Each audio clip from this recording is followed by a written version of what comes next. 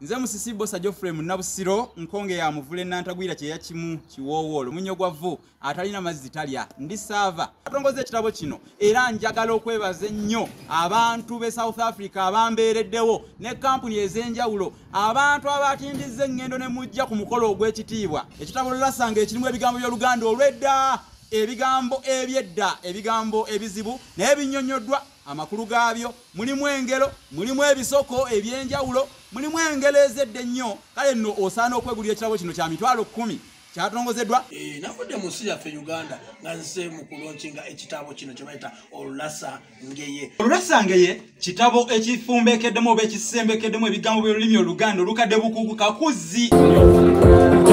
kitabo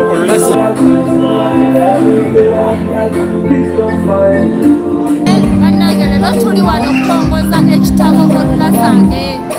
era okujjukira bajjajjaffe batusomesanga edda mwale tukyalina mukisa kutukumira biri byoto ne batunyumiza ebisoko ne batunyumiza Oluganda engero ensonge